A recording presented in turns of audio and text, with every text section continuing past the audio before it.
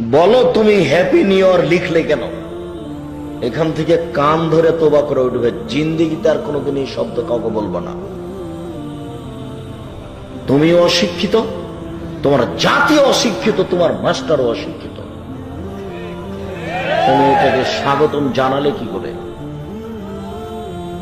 শোনো, শুধু তাই নয়, যারা জানুয়ারির 1 তারিখে শুভদিন বলেছে, যারা পহেলা বৈশাখকে শুভদিন বলেছে, তাদের বিচারের মাঠ হবে ইহুদিদের সাথে, খ্রিস্টানের সাথে তাদের বিচারের মাঠ হবে হিন্দুদের সাথে তাহাজ্জুদ পড়লেও।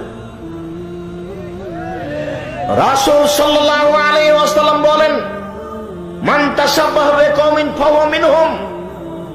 যারা যাদের সাদৃশ্য অবলম্বন করে, যারা যাদেরকে ভালোবাসে, যারা যাদের নিয়ম নীতি কৃষ্টি কালচারকে ভালোবাসে, বিচারের মাঠে তারা তাদের সাথে থাকবে। বলো তুমি বিচারের মাঠে কার সাথে থাকবে? আমি যদি বুঝাতে না পারি আমি আবার বলি, আল্লাহ নবী বলছেন, মান তাশাব্বাহা বিকওমিন ফাহুয়া মিনহুম। যারা যাদেরকে ভালোবাসে, যারা যাদের নিয়ম নীতিকে পছন্দ করে, যারা যাদের পোশাক আশাককে ভালোবাসে, যারা যাদের কৃষ্টি কালচারকে ভালোবাসে, বিচারের মাঠে তারা তাদের সাথে থাকবে। বলো তুমি হ্যাপি নিউ ইয়ার লিখলে কেন? বলো তোমার বিচারের মাঠ কার সাথে হবে? তোমার বিচারের মাঠ ইহুদি নাসারার সাথে হবে। তুমি সাবধান থাকো, তুমি একজন অশিক্ষিত মানুষ।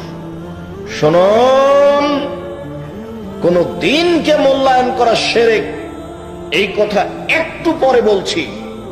আপাতত বলে গেলাম, আপনার পরকাল ইহুদি খ্রিস্টানের সাথে তওবা করা ছাড়া কোনো পথ নাই। আপনি একে স্বাগতম জানালেন কেন?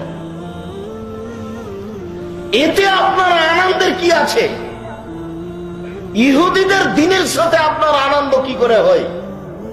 এই ইহুদি খ্রিস্টান মুসলমানের চিরশত্রু, আর তুমি কি করে জানুয়ারির 1 তারিখে শুভ দিন বলে আনন্দ ফুর্তি করো? তুমি মুসলমানের বাচ্চা, তোমার লজ্জা হয় না?